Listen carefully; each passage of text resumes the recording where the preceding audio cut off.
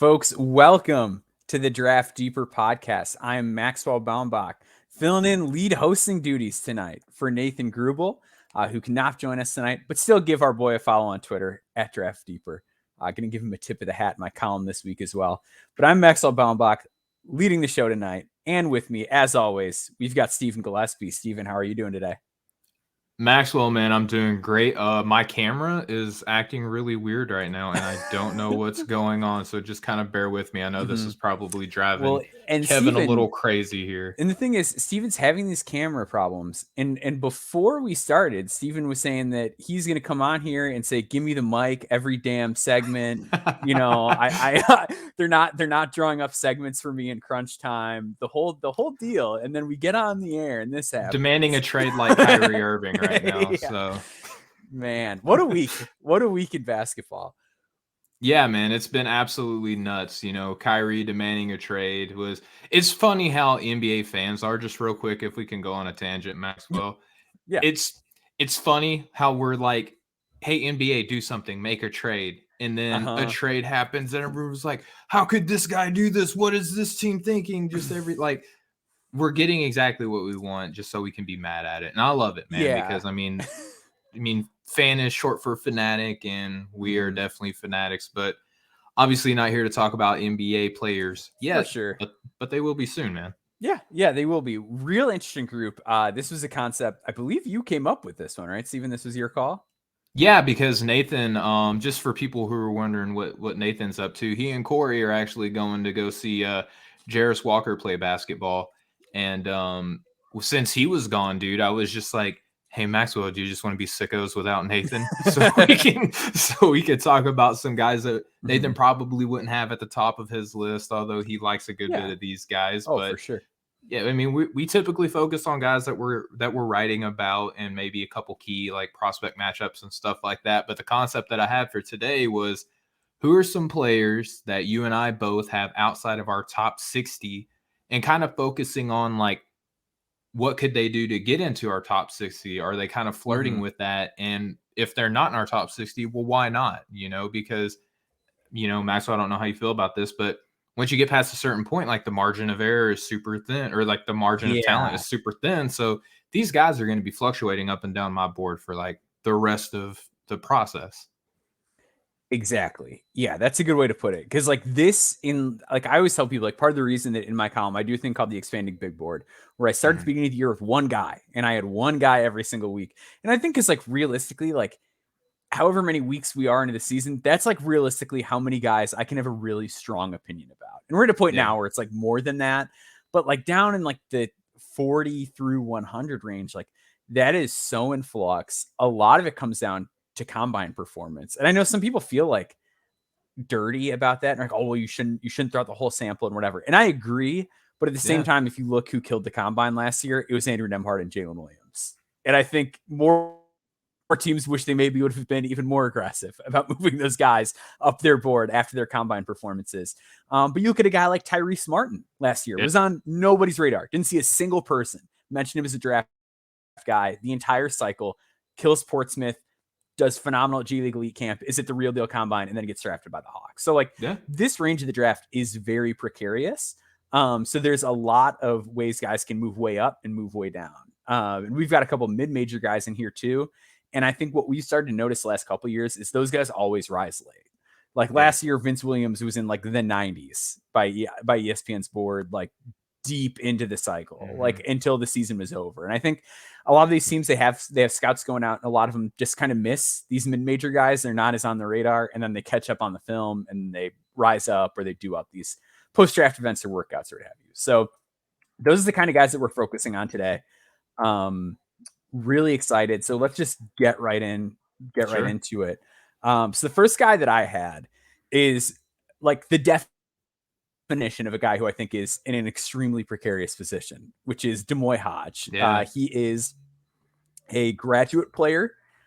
He's currently at Missouri. So he spent 2 years at State College of Florida, transferred up to Cleveland State, did a really great job there, was a part of just that initial program building that was going on there. And then transferred over to Missouri with Dennis Gates. When Dennis Gates got the Missouri job, he took D'Moi Hodge with him, and he's looked great there. D'Moi Hodge, for the unfamiliar, 6'4" guard. He is scoring 14.2 points per game, 3.9 rebounds per game, only 1.8 assists per game, but only 0.7 turnovers. A lot of their offense runs through Kobe Brown, who sort of operates as like a point forward for them, but kind of like out of the elbow and stuff like that. His shooting splits for the year, he's 47.1% from the field, 38.1% from three on 7 attempts per game, and he's a 72% free throw shooter. And the defense is really where he butters his bread. 2.3 steals per game, 0.6 blocks per game. Really strong numbers for a guard. So with D'Moi, the reason that he is outside of my lottery is I think he's in a tough spot for a couple of reasons. The first is that he is a graduate player, and it's going to be really tough for anybody who's a graduate player to like get drafted. Like we just haven't seen it happen yet. And I mean, we're in like year 2, basically of guys having this much eligibility. And real quick, you said outside your lottery, right? Like sorry, outside my top 60. That's my fault. There we go. No, dude, you're good. Yeah. Just making sure you didn't move him like while you were talking. Yeah, while we were talking, I moved him to 15. I like him better than guys like Grady Dick. No. Okay. So D'Moi Hodge has had this like real just kind of steady ascent. I think part of it is, so he's older. He is not getting to run the offense like a traditional point guard would get to, which is probably what you want him to do at the next level. Like he's probably going to have to play point guard because I don't see him guarding twos just based on his frame. He's like 180 pounds. And then the other issue with D'Moi Hodge is that he's not like a great athlete. Like he's not super bursty at the rim. He doesn't get off the floor that well. Like he gets blocks, but it's a lot of just like knowing where to be and having good sense and awareness as a defender. And I don't think it hurts that he plays for like one of the smartest coaches in the country, and Dennis Gates. Like you were being coached to like the highest level possible at all times with him. But what I do like about him is he's a real deal shooter. He can hit some super deep threes. So I do buy the shot. It's really clean. And he shows some cleverness with his passing. Like even though the assist numbers aren't crazy, I think he knows what he's doing. He doesn't get bothered by closeouts, and he can get off the shot quick. So I think like if you buy the defense, which I do, I think he could really do a number guarding point guards at the next level. And you buy the shot, which I do, like there's something there. It's going to come down to opportunity, like it will for a lot of people in that range, but I don't know. Like I feel like to move up, he's just got to stay nuclear. Missouri's got to really go on a run. Like he just has to really increase his visibility because in the SEC right now, Missouri's not a standout team. It looked like they might be, and they've had a couple of rough losses since their hot start and their Kentucky win, which in hindsight doesn't mean as much as it did at the time and whatever. But what are your thoughts on D'Moi Hodge? Well, yeah, so I just want to throw out a couple of real quick numbers that I found when I was looking on Synergy, right? 92nd percentile operating in the half court for a guard. That's fantastic. 86th percentile in transition. He's in the 91st percentile on spot ups, 88th percentile at the rim, a 70th percentile on catch and shoot, and both guarded and unguarded. So like you said, like closeouts don't really bother him that much. 2.4 block percentage, which is fantastic for a guard. Really and 4.7% steals percentage. Only 2 games out of the 22 that he's played without a steal. And like you mentioned, he's 38% from deep with a couple of bad games, like a couple of kind of really bad games. That's the thing that scares me too, is like his bad game film, like offensively, if he's not feeling it, like just not offering you a whole lot out there. And that's at the college level. Like that gets scary when you think about it at the next level. Exactly. Right. And so if you look at like just defensive first players, right? Like we have Matisse Thybulle is like everyone's kind of go-to whenever they talk about like really good defender. If he could only get a shot, same thing with Isaac Okoro at Cleveland, right? So we have current examples of guys who fantastic defenders, fantastic athletes. D'Moi Hodge, like you mentioned, I think he's a solid athlete, right? But I don't think that he's like anything particularly to write home about, right? He's decent at finding an opening. I really like his off ball, like cutting and relocations for shots. Like all of that looks great. Yeah, knows where to go. but the majority of his shots do come from deep. He is averaging 10.5 shots per game. About 7 of those are coming from distance, Yeah. right? So not a lot of well balanced shooting in his diet right now, and he's not really asked to move with the ball in his hand a bunch, more of an off guard like you had stated. So if I got a guy who he might be 6'4", like, do you feel confident in saying that he's a real 6'4", Maxwell? I don't feel confident in saying like most guys their listed height. I Yeah. don't think he's like way under. Like there's some guys they Yeah. look at, I'm like, no, not even close. I don't think he's probably not 6'4", but I don't think he's like 6'1.5" either. Okay, yeah, that's fair. I think for me, like when I watch him, like he feels every bit of it, but I just want to get your take because I do kind of fell with like, okay, the guy, he's probably going to be listed taller than what he actually is. I'm a big believer in the weight being what it is because you watch him play, he's a little bit slender. Gets moved kind of easily. Yeah, and I think that his size and strength combination is going to be his big weakness coming up to the next level, right? So if I got a guy who has bad games, but also has like good games, and he's not going to have the ball in his hand, then we're kind of looking at like a smaller off-ball shooter with a jumbo initiator on his team, and the defense is there. So like what you said, that's where he butters his bread. I think that he might be able to find his way into the league within time, but Maxwell, do you like, obviously neither one of us have him in our top 60. I feel confident in like this being a two-way contract, priority undrafted, Yeah, or like free agent exhibit type player. 10. Yeah, because I just think it's not something like you don't see a lot of like point guards get drafted in general, and I think I don't know, like it's tough for guards, and we're gonna talk about another one later, but like if you aren't like really good with your handle or really creative as a passer, like you have to be a lockdown defender and you have to really be able to shoot. And even then, if you're D'Moi Hodge, it's like, okay, well, like at the next level, like, are you anything special athletically? Okay, well, if you're undersized and that's an issue, then like that's going to take time to fix. And then by the time you fix that, you're like 25. And then is the team like interested in you, or do they want a guy that's like 23 that they can roll the dice on, or 22? Like it gets it's so hard to make it in the NBA. But he's a smart guy, right? Like when you He watch is. him, He's a really smart player. He analyzes the game really well. So and I'm a kind of a believer in the work ethic based on everything that I've read and that I've watched of him too, right? So being able to constantly play up to that next level, he has that upward trajectory, right? So the work ethic's there, the mind, like the processing is there. I think there's a path for him to be in the NBA. But again, like with everybody else, especially at that guard spot, like where am I prioritizing relative to his positional peers? Right. And it's that. And then it's the whole like fit thing. Like he needs the right fit. And that's true for like most guys. Like most guys, when you get past like 40, like it really gets a lot more fit dependent. I was going to say like 20. Yeah. Like, for real though. It's true. And like, I think the point about the scalability is a good one though, right? Because he was at Cleveland State last year and his numbers are like pretty identical. Like he's actually rebounding a little bit better.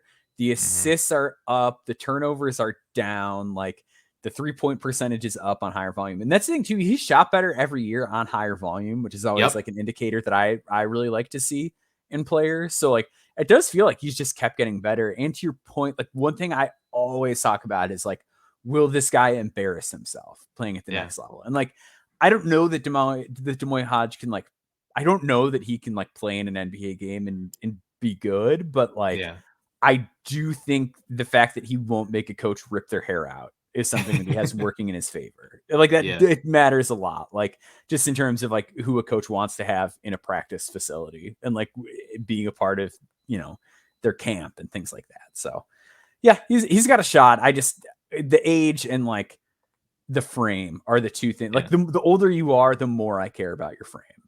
And like, that's one of the things holding Hodge back. Even though the older you get, the easier it is to put on weight. So just bad weight though, right? You want to put on the good weight. Right on. For sure. All right. So next, do you want to get to one of your guys? Yeah, let's hop into my first candidate and a guy who's gotten a little bit of conversation, I would say, in the draft space. I know that friend of ours, Mark Schindler, wrote a piece about him, and is looking and has been putting his name out in the space as well. But Bryce Hopkins, player out of Providence, I believe that he is, if I can see, about 6'7", 220 pounds. Playing out of Providence, was originally a member of Kentucky, transferred out. Probably wasn't happy with the depth that they had and where he was in the pecking order. But Providence is a real team this year, man. Yeah, and he made a real good call. He made a really good call. He did, man. And the role that he has on this team, he is by and large a focal point. So I want to point out that he is in the 69th percentile in the half court, which, for his first opportunity playing like a real meaningful role in D1 basketball. Yeah, that's huge. 94th percentile on post ups, and we'll talk about that. That's kind of like where he resides a little bit. On only 13 possessions, he is in the 80th percentile as the pick and roll ball handler. So that's kind of cool. Maybe there's something to that. He's in the 70th percentile in putbacks, 64th percentile at the rim. Most of his other, advanced analytics and stuff like that right at his average, which is really weird because when you watch him, you would think that some of these other things would pop. His free throw rate's actually pretty good. He's only had one game so far without an assist. I think that that's pretty impressive. In 9 out of 23 games, he's been without double-digit rebounding. So, I mean, by and large, he crashes the glass a lot as well. One of the things that kind of troubles me a little bit is that most of his shots look like tough shots. He doesn't and I don't know if that's maybe a function of the system of Providence for the position that he plays, where it looks like the perimeter is more open than for their front court. He plays the 4 right now, kind of at an undersized 4, but he's very strong, and I think that really helps him out a lot when we're looking at him in those post-up opportunities. He carves out nice rebounding lanes as well. Capable to back down most players that he's lined up against. Has solid touch around the basket, and he really works in kind of that mid-post game really well too. He's not going to be the best mid-post operator out of the group that we're talking about, but he's actually pretty good. The shooting's inconsistent though, right? And so if we're talking about a 3-4, probably at the next level, ideally, that shooting percentage has to climb up. Right now, it's in the low 30s. He's a decent ball mover. We talked about that a little bit. And I think that he can play more conventional sets than what Providence is running right now. So I think that doesn't really do him any favors on film, Maxwell. What have you thought about him so far this year? Yeah, he confuses me a little bit. Like, he's just one of those guys that I don't quite feel like I have a grasp on how to pin him down. Yeah. And it's become one of those things that we're like, I really enjoy watching him play, and I like Devin Carter on their team a lot too. So I like Devin Carter too. Yeah, Providence has slowly become a team that I find myself like putting on my weekly schedule more and more, just because I want to figure this guy out. Like, he's really interesting to me. I slept on him quite a bit at the beginning of the season. I watched him once earlier in the year, and it was just like a little turned off by a few things. Like, the positional size isn't great, like at 6'6", but to your point, he is strong. Like, he is NBA strong. He's going to be able to figure a lot of those things out at the next level.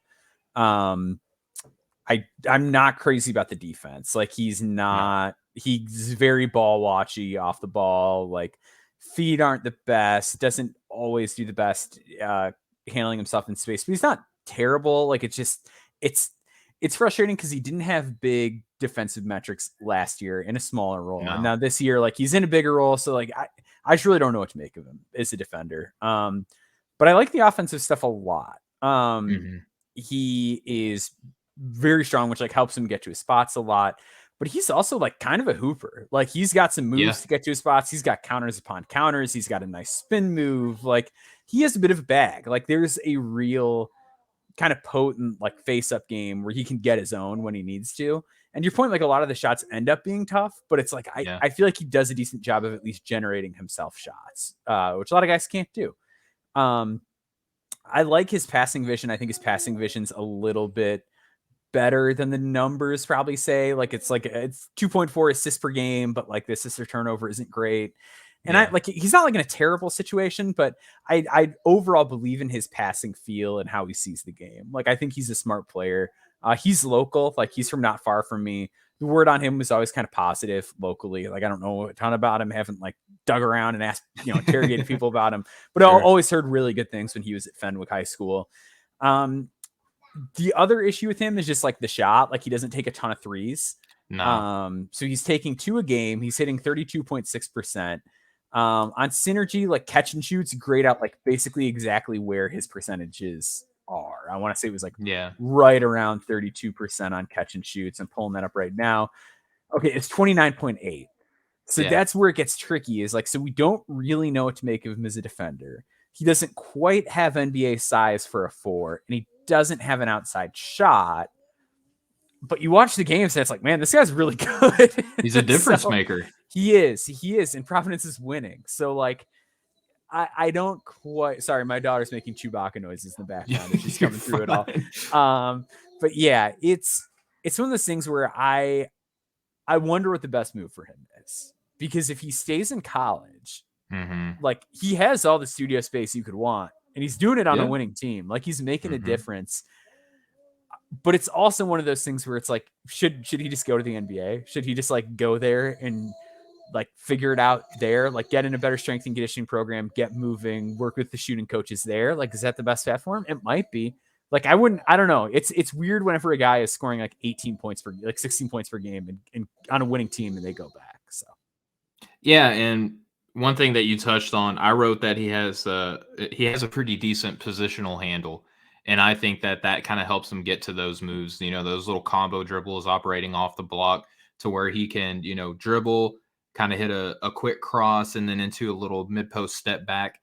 And like you touched on, he works himself into those spots, and you can just tell that he's comfortable and confident whenever he gets those opportunities. He doesn't really ever look phased there. My biggest thing is, one is an NBA team going to look to add a player like that within the top 60 of their board, right? Where kind of that bully ball style, but also undersized, coupling the bully ball style with his frame.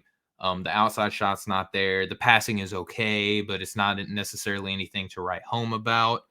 But just a player that I feel like, when we're talking about, the players outside our top 60 that might have the opportunity to come back in to being a draftable guy, I feel like Bryce Hopkins is a player worth mentioning because he's within that range. And I know a lot of people like him but don't love him, or they love him but they don't have him in the top 60, to kind of spin it to how we typically love our 112th prospects on our boards, Maxwell, but still keep him outside our top 60. I wanted to focus on him because he's a player that at one point, I wrote about, Keontae Johnson out of Kansas State lately.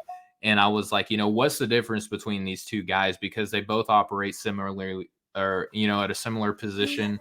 But after the film dive on both of them, they're just like two totally different players, where Keontae, trust that. You trust the outside shot. You trust the passing. You trust the athleticism.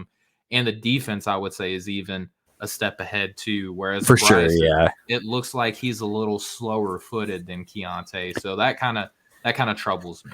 Yeah, Keontae, I think, is just like a better athlete as a whole. Like, I feel like he's got like a little more surprise burst. He gets off the floor a little bit better. Like, I think he's just got a few athletic advantages there. Yeah.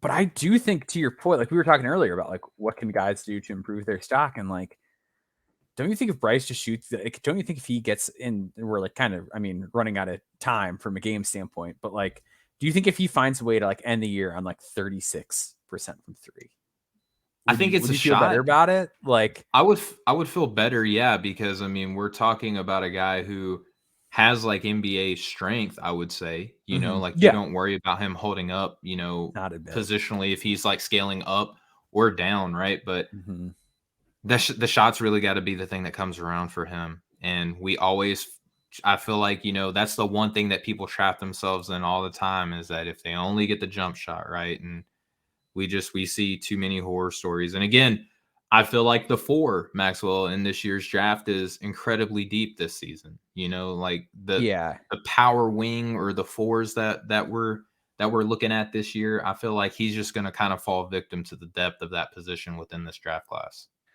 So with Bryce, then, I guess my next question would be how do we feel about the shot? Because like, it's obviously like going to come down for him, like it will for a lot of people. Last year, he only took half a free throw a game. This year, he gets line a ton because he's so physical. Yep. He takes 6.1 a game, 75%. Hits tough ones in the mid range. Like, where do you buy his shot like relative to his peers? Like, do you feel better about him figuring out that three, or do you think it's like going to be kind of a battle? Well, I mean, if I could just look at some guys who I think play similar, like Maxence Prosper out of Marquette, I feel like I believe his shot a little bit better. If I'm looking at, let's see here, Keontae Johnson, we already talked about him. Keontae's been a reliable 3-point shooter for a long time. Josiah Jordan-James has been a reliable 3-point shooter. And has like a mid-range, like the same thing, like nice mid-range game. Yeah, so I mean, those are kind of guys that I have in a similar range positionally within my board outside of my top 60. And then you got to consider that guys like, Coleman Hawkins are probably going to get taken ahead of him too. Obi Klintman, I like his long-term shooting prospects a little bit better as well. So Mark Mitchell is even showing some interesting shooting potential out of his like Mark Mitchell's game. I really like his game. He just fills the gap so well. Yeah, and he's playing out of position for Duke right now, and he's doing a decent job of it, right? So if I'm looking at all of these guys who I kind of have in that like 61 to 100 range, I would say that I feel he's probably one of the guys that I feel the least confident in positionally in terms of turning into a shooter, which doesn't really help him out at all, Yeah. All right, so let's move on to another guy with like a bit of a jump shot question. I kind of have a bit of a theme with my first two guys, I guess. So this guy's shooting a little bit better on the year, but similarly a low volume guy. We're going to talk about Kobe Johnson at USC, the younger brother of Jaylen Johnson. Kobe Johnson is a 6'5" sophomore. He is scoring 8.1 points per game, 4.9 rebounds, 2.9 assists, to 1.6 turnovers. So really good decision maker at 6'5", 2.2 assists per game, or I'm sorry, 2.2 steals per game and half a block per game, 46.8% from the field, 37% from three, and 86.7% from the free throw line. I really feel like Kobe Johnson's going back to school.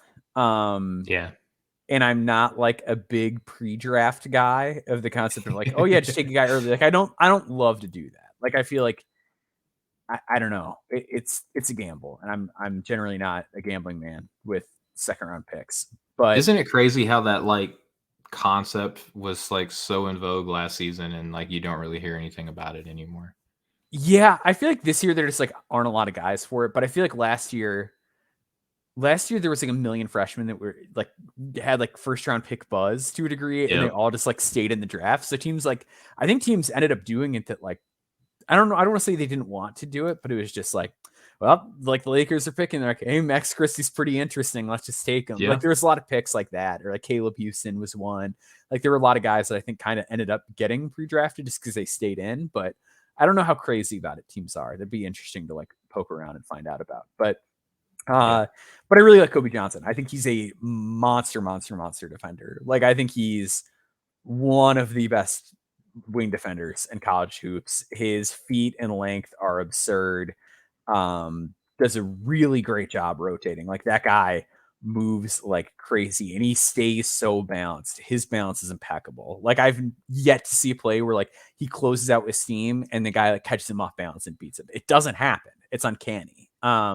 Really special in that respect. But I also, and like he racks up steals like without gambling a ton. Like he knows when he can cheat and like when he can get away with it, but he's not a guy who's like, I gotta get my numbers, like time to dart a passing lane and like accidentally give up a layup, or like I'm gonna try to play behind a guy to be clever and accidentally give up a layup. Doesn't do any of that. Like it's a very composed game for a high production defender. And I like the offense. Like the thing that's killing him is the volume is low. Like like he's scoring 8 points per game. He takes 2 threes per game. So like that's probably the right amount of threes given his role. He's taking like under 6 shots per game. But also teams don't tend to draft guys that are taking under 6 shots per game, especially when they're not like highly touted one and done freshmen in a peculiar situation. Like usually sophomores don't get that kind of opportunity. But I do like the offense a lot. Like I really buy him as a passer. Takes good angles at the rim, can really like split seams with bounce passes, has good pocket passes.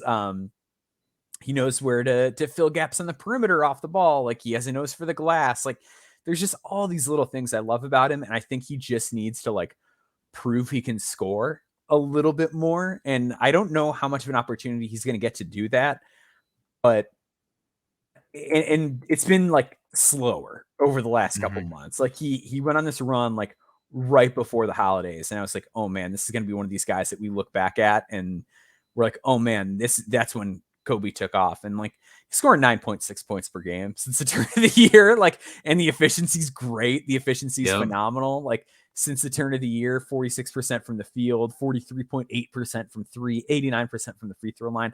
I buy the shot. I buy the defense. I think he's a good athlete. Yeah. So like I'm into him, but guys that score 8 points a game generally still get drafted. So talk to me about Kobe Johnson. Are you like as into him as I am, or are you like you're out to lunch putting a guy in this range when that's what they're doing? I mean, correct me if I'm wrong. I think Derek Lively is probably going to get drafted, and I don't know if he's averaging 8 points a game, right? Oh no, he's averaging like 4. Yeah, yeah, there we go. But in all seriousness, man, like I didn't really watch. I mean, obviously, I watched Kobe Johnson. You know, like we share our boards all the time, and we're just like, oh, dude, did you see my 618th ranked prospect? And how? Yeah, they really have a shot. There's a path for them. Yeah, like I really think he's got a chance to play in Europe next year. But Kobe is one of these guys that, you know, probably me being an East Coaster and him being in a West Coast team, I haven't really seen him play a lot. So I'm glad that when we decided, you know, the theme of the show, that you had mentioned him, because his name actually came up whenever I was interviewing Brandon Pajemski. Both of these guys played together in a U-ball, right? And so, you know, by the way, like what like a nasty wing pair to have to just play as a high schooler. Like I know they're playing like other elite high schools, but still, like, geez, not fun to play 2 level like that nasty of a defender, that nasty of a shooter. Both of them can pass. Yeah, that's a rough way to spend a Saturday afternoon. Yeah, totally not a good time if you're not on that team, right? But you know, it's just funny because Brandon has played with several like siblings of brothers, and like he's kind of kept that theme going at Santa Clara. But Kobe, man, like he's 59th percentile overall on offense, 67th at the rim, 65th unguarded catch and shoots, on unguarded if my alliteration wasn't that great there. 4.6 steals percentage, 2% block percentage. He's shooting almost 36% from deep, which you touched on, and almost 51% on his 2-pointers. His free throw rate's actually pretty decent too, considering the volume of shooting that he's on at 42.9. And when I was watching him, you know, I kind of texted you and was like, is he just like Kyle Kuzma, just maybe a little bit smaller? Yeah. Because when I'm watching, like that comp though, like, cause you said that and I was like, what is he? And then I was like, no, I get it. I mean, they both wear the number 0, so that kind of skewed my thought there. But I mean, if you look at how they play the game, just like the sweet jump shooting, I love both of their jump shots. Both willing passers, both have good vision. I like them both in the open court, and his defense can be a little bit of the Olay variety, where he can kind of let guys get past him. But you can see whenever he's got position and he's really assertive on defense that there are things there to build upon, right? Where the block and steal percentage for his height at his position, I think, is actually pretty good.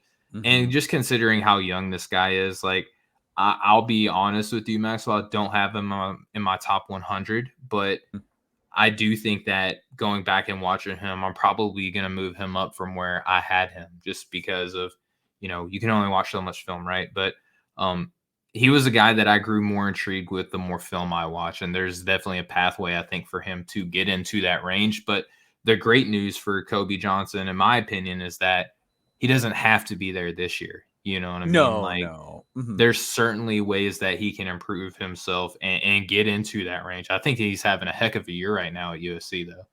So here's a question for you, and it's kind of an odd one. Sure. So Matisse Thybulle is a sophomore at Washington. Yeah. Had a steal percentage of 3.9 and a block percentage of 2.2. Yeah. So lower steal rate than Kobe Johnson by like quite a bit, and just like a slightly higher block rate. And I feel better about Kobe Johnson's jump shot, like by a pretty considerable margin than Matisse is. And Matisse, like, he's not great, but he's playing NBA rotation minutes on a playoff team. So, like, why am I not drafting Kobe Johnson if he comes in this year? I feel like this is like the one guy I really like need somebody to like talk me off the ledge about. Because I think I'd draft him. Like, if I'm being real, like if I'm redoing my board right now, I think Kobe Johnson's in there. I don't think that he's like going, like, if I can just some conjecture. Matisse got quite a bit better defensively those last 2 years too. He did, like, and that's then worth noting. Contextually, too, like two completely different styles of defense to compared playing to the 2-3 zone at Washington. Yeah, so I don't feel like Kobe Johnson is going to be like a dude that declares this year. Like that's just like my initial gut reaction based on the entire college, overtime, international, G League scene. I just don't think that he's going to be in there. So that's kind of like the biggest part that I have baked into there. But if he is coming in, like I don't know. I feel really good about my top 100 and where I have guys right now. Like I'll be vulnerable. I'll share my stupid opinions that everybody loves, right? From 90 to 100 right now, I have Jalen Pickett, D'Moi Hodge, Kobe Buffkin, who's going to get moved up. This is just from my last board. Kobe Brown, Jaden Bradley, Alex Fudge, who could probably maybe fall out. I don't know. KJ Simpson, Will Richard, Chris Livingston, Trey White, and Matthew Cleveland.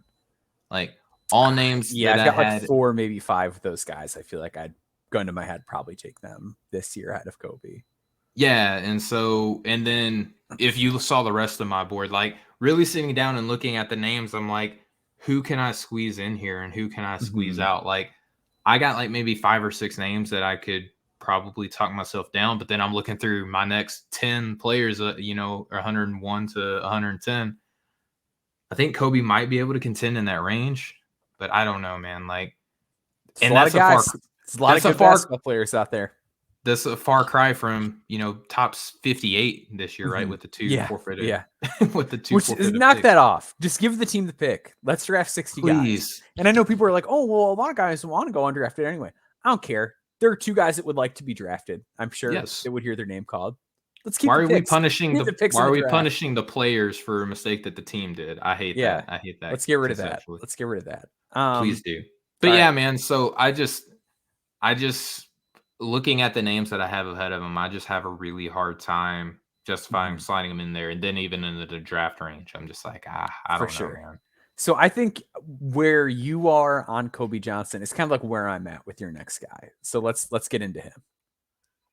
Yeah, and you heard me mention that guy's name in my kind of like 90 to 100, but there's a lot that I like about him, man. And, shout out to Metcalf. I do really like guys outside my top 58 here. But KJ Simpson out of Colorado, and points per possession overall on offense, he grades out on average at .863. You put in his assists, that jumps up to 1.113. So, like, obviously he's going to be a good facilitator. 73rd percentile, which ranks out as very good as a pick and roll ball handler. Same thing in isolation. Off screens, he's in the 96th percentile, albeit on 13 possessions. He's got a really good runner as well. He's really going to create for himself offensively more so than create off of a pass from someone else. But I really think that that's kind of an indication of the team that he's playing on right now at Colorado, to put it nicely. Crazy stupid assist percentage at 25.8, 2.7 steals percentage. He's an 80% free throw shooter, which I want to touch on that because he's only a 30% 3-point shooter. He's 11 of his 23 games have had 4 or more assists. He's got 10 games with multi-steal games. And Maxwell, this is the point of the conversation here that I want to incorporate a new stat that I'm calling blunks, right? And this is in the same vein as stocks, with the steals and blocks. Blunks are a combination of blocks and dunks. And I know that a lot of people look at these 2 stats as indications of athleticism. So I'm going to combine these 2 things. He has 10 blunks on the year. So Maxwell, when I'm looking at him, he can make a lot of really beautiful feeds out of the pick and roll. He's not afraid to attack the rim despite being listed at 6'2", 175 pounds. He moves very well away from the ball. Surprisingly good offensive rebounder, like very competitive in the same mold as like what we see from Kobe Buffkin. Very similar in that aspect. Shot doesn't look busted, but there's inconsistency there. Maxwell, if I could, pick your brain for a second, the base looks a little bit skinny to me whenever I see him shoot. So I think that, not having a stable enough platform, and sometimes he even off of a skinny base, like moves off of it. So even more instability into that jump shot. So I think that there's a path that the shot can get there. I do too. And I think that's like part of the reason free throw shooting is good, right? Is it like he can kind of take his time with his base? Because one of the things I put in my notes was actually very similar, which is that stroke is clean at the top, which there's a reason I put at the top. Like the base is not always there. But I think KJ Simpson's a really interesting player. I'm with you on like the passing stuff, especially. Like I think he's, and just like as a driver too, like he sees the floor really nicely. And another guy where like, the assist turnover, I don't want to say like throw it out because Colorado's not like the worst team in the world, but no, I think he's a better like playmaker than like the basic numbers say they are.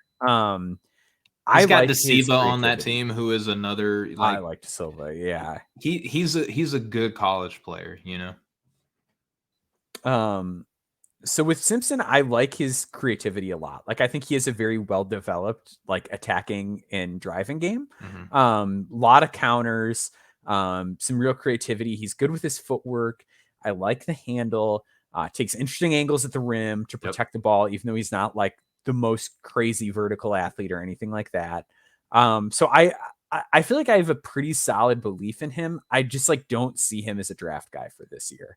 And I think part of it is that he is 6'2", and like I mentioned earlier, like it is just tough for guards. Like there are so many basketball players in the world that are 6'4" and under that, like if that's the height you are, like you've got to really have your stuff together if you're coming into the NBA. I think he's a better defender, just real quick, than the numbers indicate. Like I feel like every time I watch him, I'm a little surprised by how well he covers ground, and I feel like he does better in rotations than most 6'2" guys do, as far as just like getting where he needs to be. And I like his instincts as well. So for me, just real quick defensively, I've kind of noticed that he gets happy feet a lot whenever he's on the perimeter on his man. Like he bites on jab steps pretty easily.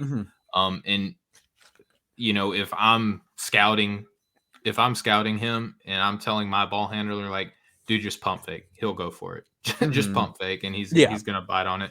But I do, like you mentioned, the rotation stuff I think is there, and the stuff that he does need to clean up, I feel like is pretty. Just tell your guy not to jump. You know what I mean? Or tell him just, force the guy to decide. Like, don't play the middle. Don't be so susceptible to the bevy of moves that the guy across from you can get you with. Yeah. So I think where I struggle with him is that he's 6'2", so there's just a lot of guys that size that I think are more ready. The shot concerns me, and I think part of the thing with the shot too is like we mentioned the base, but he also like has directional misses a lot where it's not just short or long. Like in the games that I saw, and maybe it's just like I've not admittedly watched a ton of Colorado. How dare you? Yeah, I know. I Nikkei Clifford's gonna like come to my house, and no, I like Nikkei Clifford, by the way. Real nice, another just real nice college player. He misses to the left a lot. Like I've probably only seen 3 or 4 Colorado games, but like I was like, oh, there's like another miss to the left from KJ Simpson. So you're taking a guy who is undersized, not just from like a height standpoint, but like weight too, like at 175 or whatever he's listed at. He is not a reliable jump shooter. And even off the catch, he is at 26.7% from synergy. So it's not even like, you just pair him next to a bigger initiator, he can catch and shoot kind of thing. And then he's a better shooter. He's gonna get mismatch hunted. Yeah, he's a better shooter off of dribble jumpers than he is off of a clean catch and shoot. Yep. So I just think like the complementary aspect of his game is like a little bit difficult from that standpoint. And then I think like just the athleticism, the body, the fact that like bigger guys are going to putt through him, the happy feet on the ball. Like there's just too much that's not there. But I do think he's just another one of those guys where you watch him and it's like, I think he's better than these numbers say he is. Like, I think there's a real path for him. I think he probably is going to have to be a 4-year guy just because of how hard it is for guards now. I think he's interesting. I just can't get there with him this year. Yeah, and I'm in the same way. Like, he piques my interest. Like, you'll watch his games and you're just like, okay, like, he is clearly the best guy on his team. And then you'll be watching another game and you'll see the score, the ticker on the bottom. You'll be like, holy crap, KJ Simpson just dropped like 26 points in his game, and had like 3 or 4 assists. You're like you'll look at the numbers that he puts up in a game. You're like, holy crap, like, why am I not paying more attention to this guy? And then you do your due diligence in both film and the analytics, and it kind of shows you that, yes, he is like a very talented collegiate guard, but there are some glaring holes and concerns in his game, which, again, the things that we're talking about, though, can be cleaned up to help improve his draft stock. But just a player that, because of the very explosive outings that this young man can put up on a every couple week basis, is just like, I wanted to give him a little bit more focus and shine on this week. For sure. And I think like this next guy's like one of my guys, where like he's just straight up one of my glad guys. You like he's a guy I like a lot. Ben Sheppard. So Ben Sheppard is a senior at Belmont. He is 6'6", 6'7". Was a no stone unturned guy for me over the summer, like one of the guys I covered, and I just like fell in love with his game during that series. Like, I liked him a lot. Like, I thought, I don't think he's a better prospect than Will Richard per se, but like, I thought he was the better player for Belmont last year. And like, I watched a ton of Belmont over the summer. So like, Ben Sheppard, like, some of the stuff I'm going to get into with him is going to sound really nitpicky, but it's just because I've watched a lot of him compared to most prospects in his range. I just love his game. I interviewed him for the series. He gets it. Like, just on a personal level, he was very self-aware when I spoke with him. He was like, hey, this is the stuff I need to work on. This is what I'm doing to get better at it. But he also like really knows what he does well, and he's really confident in himself. Like, I came away from the conversation I had with him liking him as a human being a lot, liking his mentality a lot. And like, that dude, when he goes into interviews, he's going to know how to handle his business. And he's improved so much of the things he needed to work on that it's like, I believe every word that he told me over the phone. Like, there's a lot of guys like you talk to him and it's like, I just kind of have to believe it, I guess. And then like, you don't know if they're going to do what they say they're going to do. And Ben did. He filled out his frame. He got a lot bigger this year. But let's just start nuts and bolts. Who is Ben Sheppard? Because a lot of people are not watching Belmont all the time. So he is a senior wing. He's scoring 19.4 points per game. 48.1% from the field, 41.5% from 3 on 6.4 threes per game, 65.4% free throw shooter. He's like 80% on free throws after the start of the year. I think he went through like a mental thing with free throws early in the year where like, it's kind of weirdly been a bad free throw shooter like his whole career. Yeah. But he started the year like 40% on free throws and was there like until the new year. Now he's making like 80% of them. So I'm hoping it's just like behind him. 5.2 rebounds per game, 3.1 assists to 2.1 turnovers. That's been a huge development area. We'll get to that. 1.4 steals, 0.2 blocks. So the big thing with Ben Sheppard is the shooting. He was not a shooter going into college, and he knew that like that was the thing he needed to work on to get on the court. He has improved his volume and percentage every year. So he came into college shooting 1.3 threes per game. He's now up to 6.4. Was a 27.9% three-point shooter, now up to 41.5.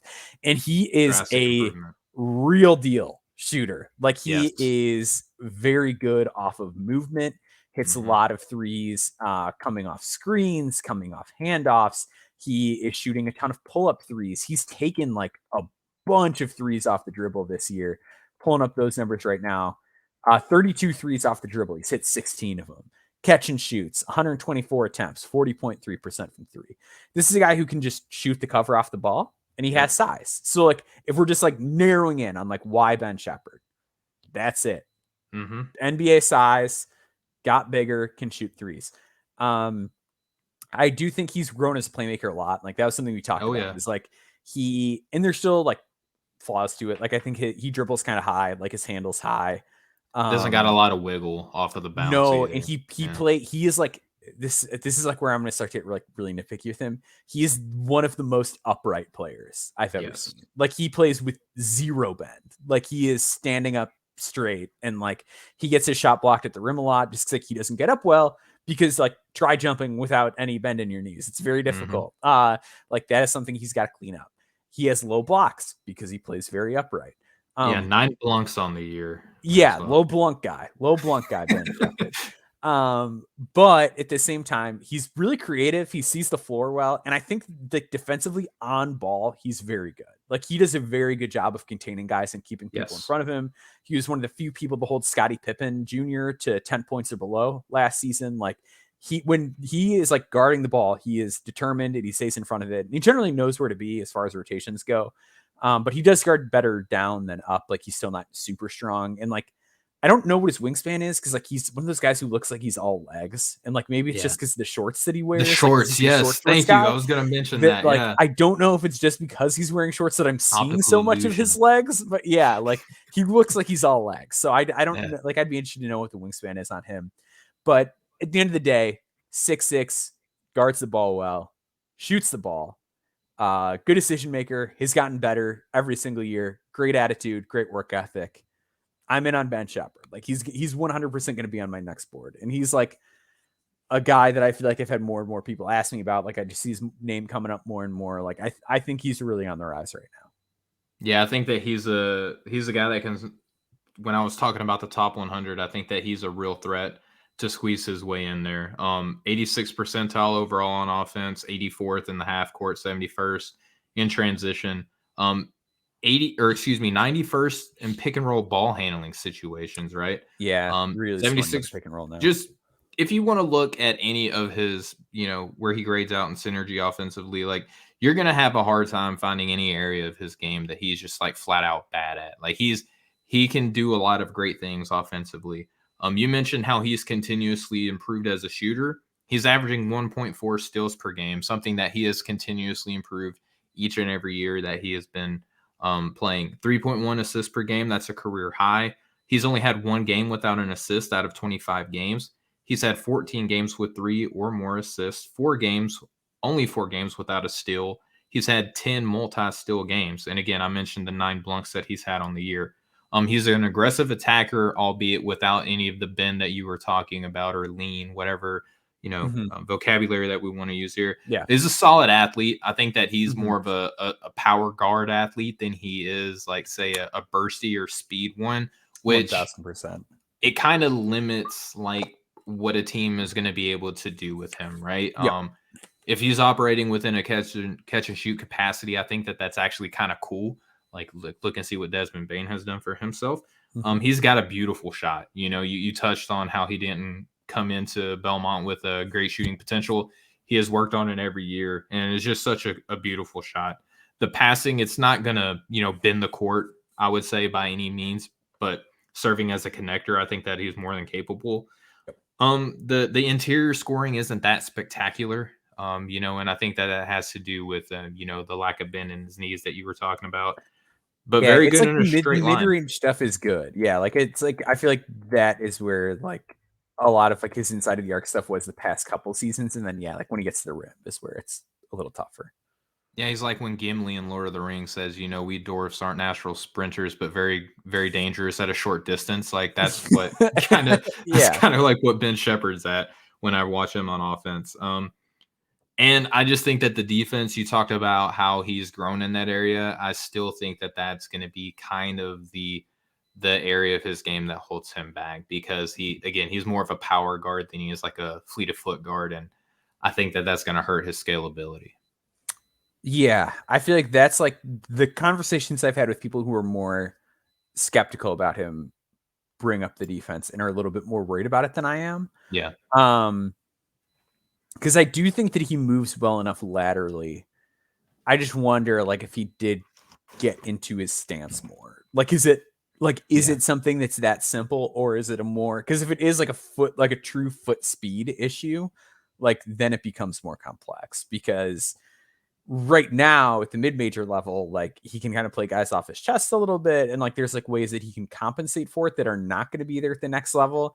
And like, you don't think he's probably guarding up at the next level, right? Like, it's like, I don't see him as like, I see him as more of like a 2 than like a Yeah, 3-4 absolutely. type. So like, yeah. So I think like that, if it is a foot speed issue, then like it gets really troubling for him. But I think ultimately what he's going to have going for him still is like, the size is going to make it a little bit easier. I Yeah. really think he knows how to play, and I think the shot's there. And I think like when we are talking about this range, when we're talking about margins, so much of it is just like, who would you rather have around? Because like the Exactly. talent margins are so thin that it's like, Mhm. I'd rather have Ben Sheppard around than like most people I know in my life. You know what I mean? Like off of one Whoa, phone call this with him. took Yeah. a quick turn. No. I just mean like he seems like a guy that like if I were to be building a team from scratch and it's like, hey, who do you want to have like the 15th spot on your roster? Like I would trust him because I know he's not gonna like be a distraction or be an idiot. Like he's mature. And I think I that's think gonna that's help him quite a fair. bit early in his career. So like I Mhm. think he's gonna be around. Like I don't know that he's ever like a guy that is a really key part of a great team or anything like that. But it wouldn't shock me if he's a guy that just like is always around the league and on teams because I think he has something that he can reliably give you when he plays, which is the shooting. Yep. The fact that he's not tiny helps, and then like he's just an adult. Yeah, and I think that's fair. And again, a player that I've grown to like more the more that I watch him. But again, Mm-hmm. like there's just so many players that give you that exact same thing, Yeah, yeah, and it's really tough. But Maxwell, last guy that I'm going to talk about, yeah. technically he's my guy that I'm bringing into the Mm-hmm. conversation, but I think we're both very big fans of this guy, so wanted to end it on a high note. Talking about Jaylen Forbes, man, the Green Wave guy. Um, Mm-hmm. he is so much fun. He's what, like 6'5". He's What's six his name? five, and I saw him in person, and he looked like that dude is 6'5". Like that guy is. I Yeah. firmly believe him to be 6'5", and I believe him to be like a big plus wingspan guy too.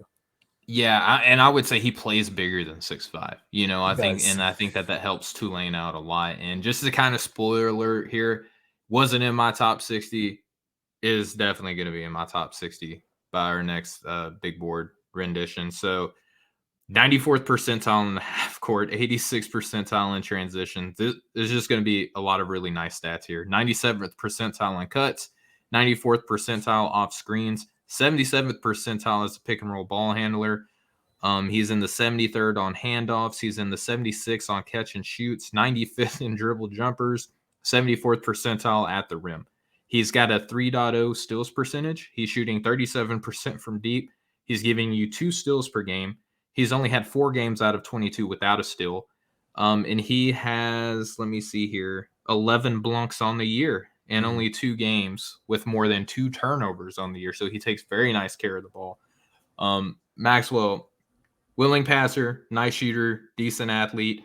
He's actually pretty good at seeking like 4-point plays. That's something that stood out on the film to me, and I kind of love that about him. Moves well without the ball. He can shoot off of movement, so he's not just one of these like stationary shooters. I like that about him a lot. He hustles. He can play the passing lanes. His on ball is a little bit rough. His consistency on closeouts could be a little bit better, but he's strong. He's not afraid to body up somebody. Again, plays hard, crashes the glass. And I think that once he understands like how to properly position himself in like help and denial stances on the ball, it'll greatly improve his defense. But by and large, man, just an absolute flamethrower out there on the court, man. I love me some Jaylen Forbes. Yeah. So I actually, this is an odd anecdote. So Jaylen Forbes is like really consistent. I think is like one thing that's important to mention just at the Yes. top with him. So he has 1 game on the year with less than 10 points. Yep. Love to see that. But just as a shooter too. So like he's taken on a little bit bigger of a role every single year for Tulane. And now over the last 3 seasons, he is taking 6.6, 6.7, and 7.3 threes per game. 36.8%, 38.7%, 37.3%. And he's taking a lot of like long ones and tough ones. So Yep. it's not like a crazy percentage, but at the same time, the volume is really high, the difficulty is high, and he just he can do it. It's not a guy where it's like, oh yeah, he was like 31% from three for 4 years, and now like all of a sudden he's 38%, and like you have to make a decision about if you think that's real or not. Like it's pretty safe to say that whatever level he ends up playing at professionally, he will be able to shoot threes respectively at that level. So I actually got in on Jaylen Forbes. Like he was a guy I had my eye on, and I think Tulsa has like 5 guys where it's like these guys, like if things go right, they could have a top 100 case. Like that's how it felt going into the year. Forbes has been the standout guy of that pack for me. You mean for Tulane? I'm sorry, for Tulane. What did I say? Yeah, you said Tulsa, another team. Oh, I was looking. Yeah, I was looking at.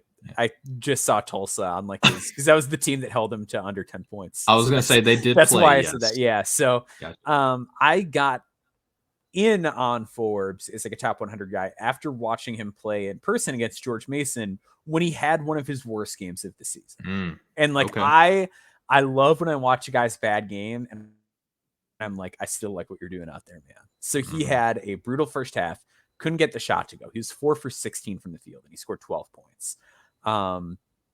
But he really started to compensate for the fact that shot wasn't falling and he was attacking more. He had 2 steals, he had 2 blocks, and he was like, I know people don't like when you talk about body language. Like I feel like people get like really like mad about it. Like I feel like there's like some people that like think it's like a life or death thing, and there are other people that are like, you're being a loser if you talk about body language or whatever. But like he was basketball. But it felt like he was like the emotional leader of that Tulane team. Like they were having a rough game against George Mason, and he was the one guy who felt like, I'm not quitting. Like he was the guy who just felt like, no, we're staying in this game. And I think that's like a really important thing is I just love the mentality that he plays with. So I think ultimately you're looking at the guy who is a real deal 6'5", physically looks good, like good body in a good place there, gets a ton of steals, knows how to play defense, knows how to shoot. Yeah, he can just like moves like a guy too, you know? Yeah, he does. I'd be interested to see like how he handles the skilled back roll because like there are games where it feels like he does force the shot a little bit. Sure. And like he'll take some like tough ones early in the clock. And I just want to know, like, is that something that you do because you're the best player, or is that something you do because you're like, this is a good shot? Like, what is it? It's hard to keep the defense guessing, you know, on like when they really need to like hone in on you, you know? Yeah. So that's like a tricky thing for me. But I really like Jaylen Forbes. Like, I feel like he's going to be in that mix. He's probably going to be a guy where it comes down to like, how do you do with the post college events? He's in his 4th year, so like I think he's Portsmouth eligible and all that jazz. But I'm intrigued. I think he's physically in a good spot, can really shoot, knows how to defend, good length. Do you think that there's a path for him to wind up in your top 60 by the end of the year? I do. I think it would probably require Tulane like doing some things. I mean, they're 15-7. Yeah. But if they could like, I don't know, like if they like really made some noise in the AAC tournament, or like, do they have a Houston game left on the calendar? Like if they do. Like if he has like if they like upset Houston, or if he has a big performance against Houston, or like UCF or something. Like if he can like really put the team on his back and like just continue to make noise, I'd be interested. I feel like the other thing that's gonna have to come along is just like the inside the arc scoring is gonna have to get a little bit better. And like he's not bad there, but just like if he was shooting above 42% from the field, I'd feel better about him. And like he's never been great inside the arc. Like he has one season above 50% on twos, and that was his freshman year and was on less than 1 shot a game. Like if I could feel a little bit better about like what do you do when you're chased off the line, then I'd probably be more into him, as opposed to just like, hey, you just kind of stand there and shoot. Like that's what his next level role looks like right now. I think that is totally fair, man. Just a guy that like I'm falling in love with the more that I watch him. I love this film. But Maxwell, that's gonna bring our list of names up, and I'm gonna kind of throw an audible at you real quick. Okay, let's do it. We got a little bit of time. This is a little bit shorter than how we normally go. So we got a group project coming up. Everyone kind of knows what our group projects are here at No Ceilings. I've done some adjustments on my big board. I don't know if you have as well, but I'm kind of curious to see if you got maybe someone that you want to talk about taking a jump on your board. Ooh, that's a good question. I got 2 names that I want to discuss. Yeah, so my first one is kind of like a boring one. Because I think it's the guy who's taking that jump for a lot of people. It's Jordan Hawkins. Like, Okay. I'm just convinced he's a pro. Like, I'm just convinced he's going to be around in the NBA for a long time and like in a pretty meaningful role. Like, again, one of those guys where it's like, man, that 2-point percentage is a little frustrating. And I Mhm. wish he was more consistent as a passer off the ball. But I just think when you shoot like that and you play the kind of defense that he does, like, he's going to play. He's going to Yeah. play. I have him at So yeah, 33, and I just have a hard I had time, him like like 40 last time around because I was like, I like him. Like, I gotta have yeah. him top 40. So like he was 40 because I was like, well, I've got to have him here because I kind of believe in him enough. But now I'm Yeah. like, nah, I think he's gonna like be a really good player. Where do you have him in relation to Tre'Quavion Smith right now? Ooh, that's a good question. I think I had Turk quite a bit higher. I had Turk like 22, and Okay. I Yeah, need I to got watch Turk at 20. more of like I feel like I have not watched an NC State game in a while. Mhm. Because I was gonna watch the one where he got hurt, and then I Yeah. didn't. So Okay. yeah, I need to watch some of his recent tape before I like have a final answer on that. I've liked Turk this year a lot. Yeah. Like I know the field goal percentage is still rough. I do buy the shot. I think the passing has come along considerably. I really like what he's doing defensively, and I think he's like I think he can do a lot more with the ball in his hands than Jordan Hawkins, but I have way more questions about like if he can play in a playoff series than I do about Jordan Hawkins. Okay, that's fair. So I got two names that I want to bring up. Do you got one more, or do you Yeah. just want to do your one? Will you do one and then I'll Yeah. find one. Okay. Yeah, that's fair. So first one, I'll keep it boring as well, but it's not boring if you know like where I have him in relation to somebody else. So Jarris Walker finally made He's top been 5 for good. me. Mm-hmm. He's been scary good. Like he might not be done climbing. And recently I just put him above Cam Whitmore, which really hurts my heart. But it's just they both are probably gonna play similar roles on an NBA team. And right Mm-hmm. now I'm just like far more confident in Jarris Walker's ability to contribute at a high level than Cam's right now. Not shutting the door on Cam at all, but just like at this point in time, Jarris is now at 5 on my board, making his debut in the top 5. And it's going to be hard to see him falling out at this point moving forward. Yeah. And like I know you mentioned Jarris, but like the thing about Cam is like I feel like he's looking better athletically, and then like it's like, ooh, I'm Yep. starting to like really buy the shot again. And then he'll have like ugly misses. And like Yes. we've now had 2 games in the last few weeks where he switched onto a quicker guard and gets like burned during Yes. crunch time. Like we had, I think, one against Providence. Uh we had another one too. Like there's been like 2 of those in like recent games where it's just like, oh, you just got like demolished by a quicker guard right at the end of the game. So like, I don't know. Cam's just scaring me a little bit. I think I like Me the too. upside better still, but like Jarris has been awesome. Like He's been unreal, man. he's Like I'm the deciding how shots high I'm coming pushing him up around, on the the expanding big board because he might be, I don't know if I can get him to 5, but I think I can get him to 6. I had him at I want to say like 8 or 9 at one Mm-hmm. point, and now that his like I said, his shot's getting there. The playmate, like Houston is starting to trust They're him. letting him make plays, which has been They're like letting him phenomenal. be IMG Jarris Walker, Mm-hmm. and it's just like, oh goodness, like this is Yeah, scary. And he's because just a like, mountain of a player. He is just mm-hmm. ginormous. Like the thing about Whitmore is like he's powerful, he's explosive, but he's undersized. Whereas Walker is powerful and explosive, and he might be taller than what he's listed at Yeah, right now. yeah, and we know he's got like a 7'2" wingspan or whatever. So it's like you can get away with that wingspan, like and then some. Like that's not going to hold him back. He's like the Braun Strowman of college basketball right Yeah, now. they should do that. Like when he like does like that steal he had in the UCF game, where like he knocks it away. They should like play the train sound effect when he goes down the Yes, court, like they do for Braun Strowman.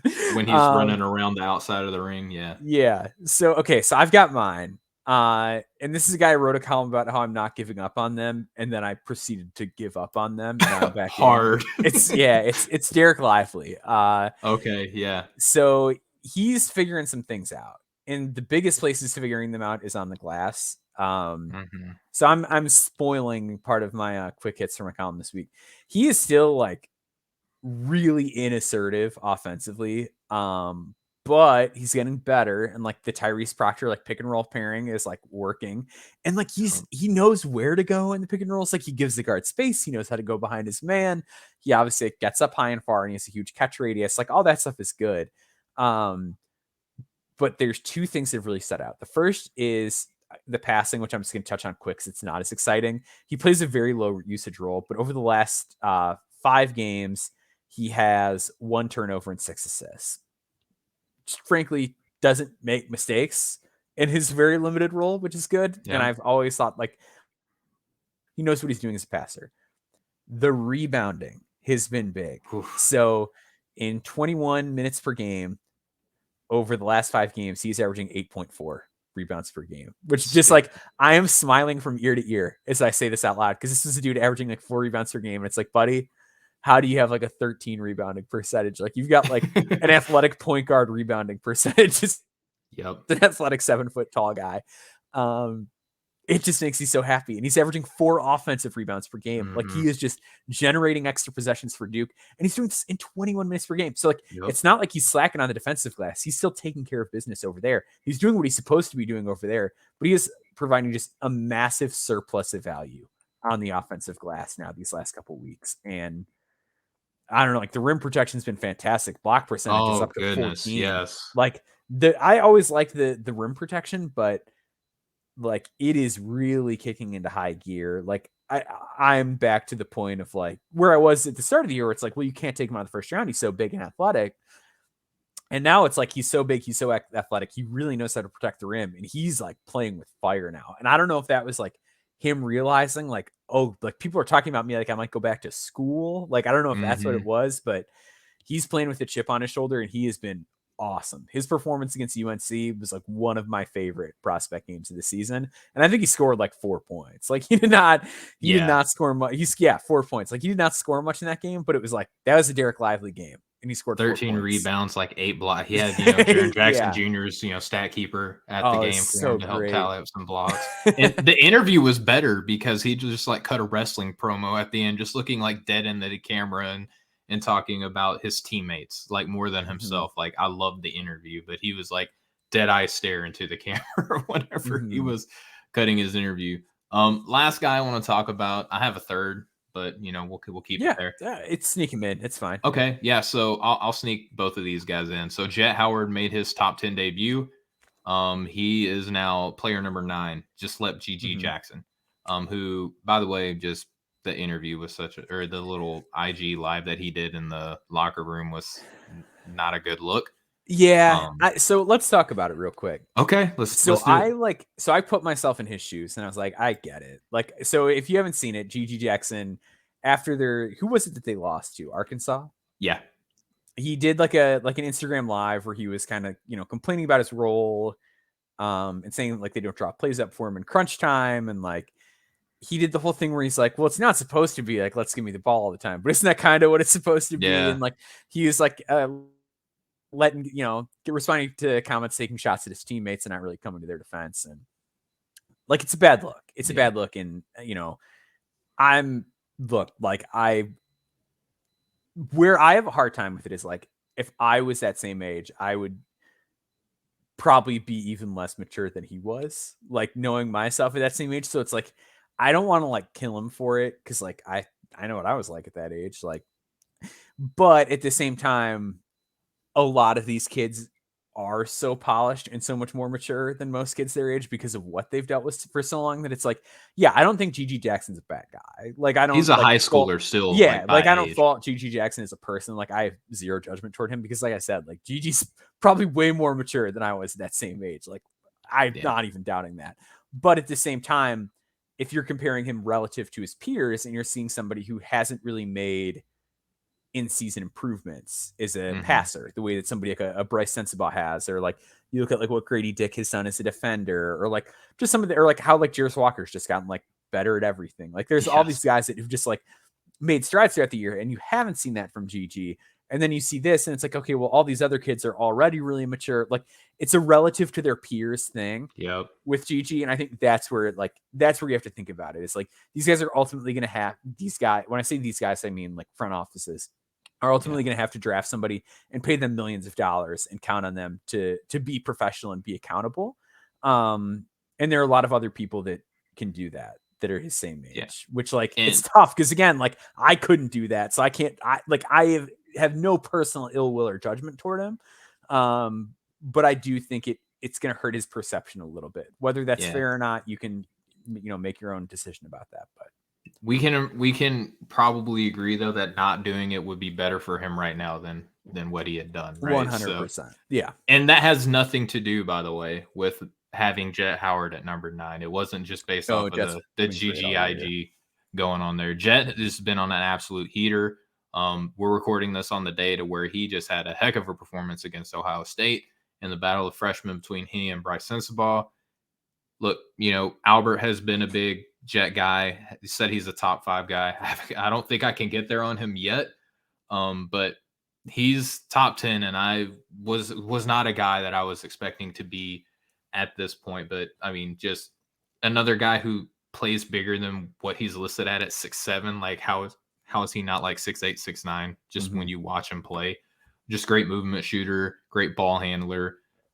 Needs to rebound and get a little bit better on the defensive end. But overall, like at his size, his position, and the shooting stroke that he has, he just moves so well with the ball. And then Jaylen Hood-Schifino took a jump for me. I believe I had him at like 15, 16. He is now at 11. So I'm Corey. I'm with you, bro. Rucker, I think, is in that camp as well. But yeah, I have him at 11 over names. He's going on the expanding big board this week too. So okay, I can't wait to see where you got him. Spoiler alert right there, but yeah, I've been predisposed to Jaylen Hood-Schifino fandom for a while, but I just love what I'm seeing, man. It's hard to not, So those are the names that I wanted to drop here before we talk about who we're going to be writing about this week and wrap up the show. Yeah. So your column is going to be out like either like by the time people are listening to this or shortly after. So what have you got cooking up for NoCeilingsNBA.com this week?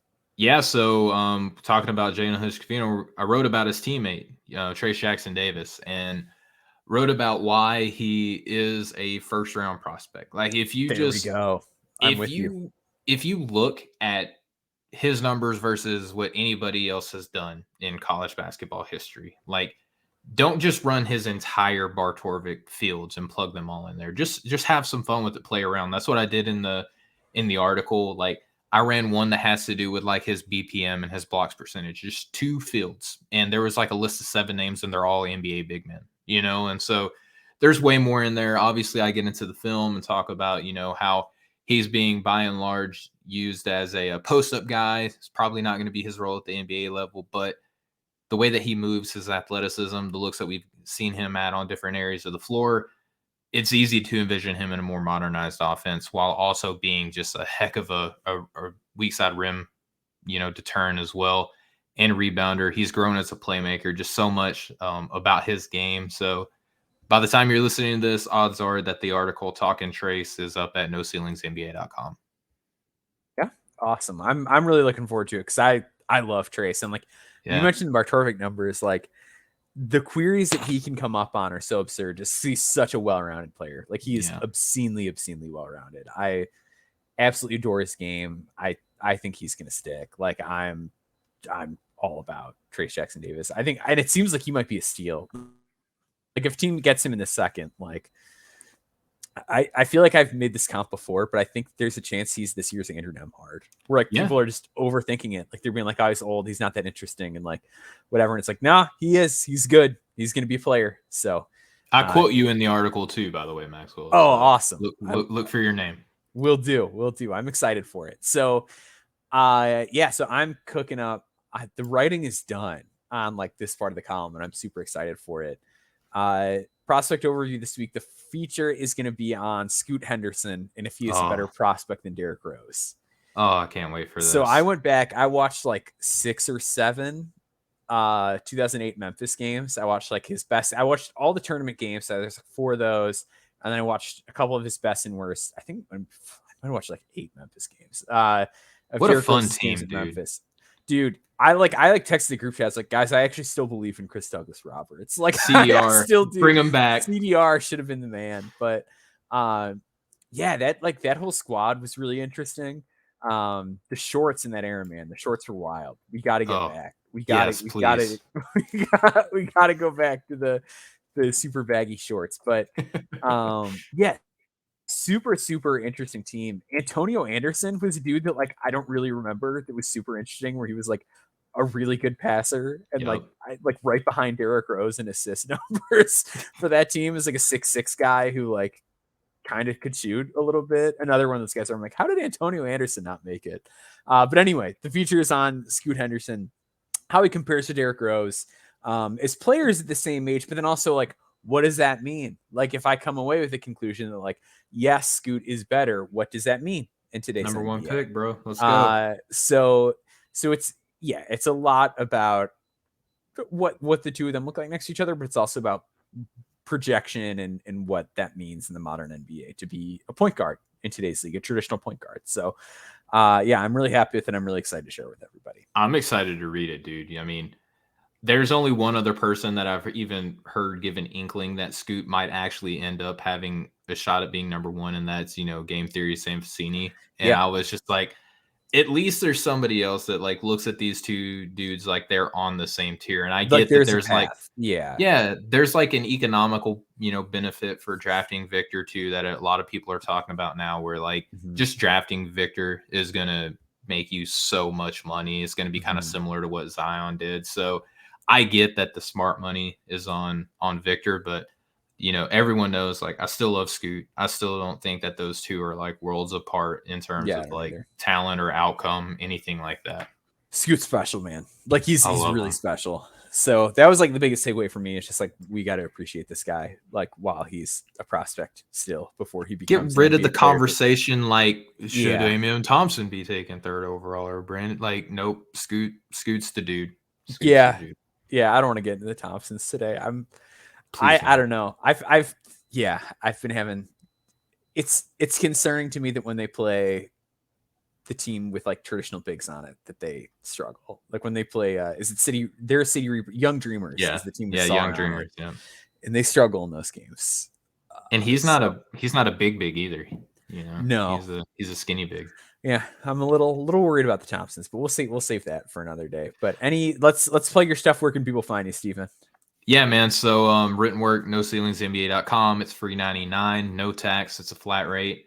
If you want to follow me on Twitter, that's where I'm most active, at Steven G Hoops. And as always, keep following what we're doing here on the Draft Deeper show, and follow all the shows that we have on the No Ceilings NBA podcast feed. Maxwell, it was teased on Friday. We're not going to drop what the tease is because there's still work to be done. Yeah, but there is tremendous big news coming down the pipe that I'm super stoked, pumped, jazzed, excited about.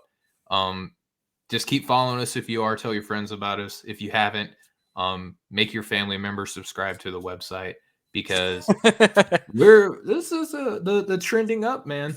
Yeah, some big stuff. Graphic, the little emoji with the stock going up. That's what No Ceilings is doing right now. So, noceilingsnba.com. Subscribe to the Substack there. Subscribe to this podcast feed. Follow it on Apple, whatever they call it. But yeah, back in my day, it was always subscribe. Follow me on Twitter at Boundboards, BAUM, then the word boards. Follow Nathan on Twitter at Draft Deeper. Don't forget him. He's the man. Wouldn't be here without him. As always, thanks to our producer, Kevin Black, for putting this together. And we will see you all next time. Have a great night. Much love, y'all.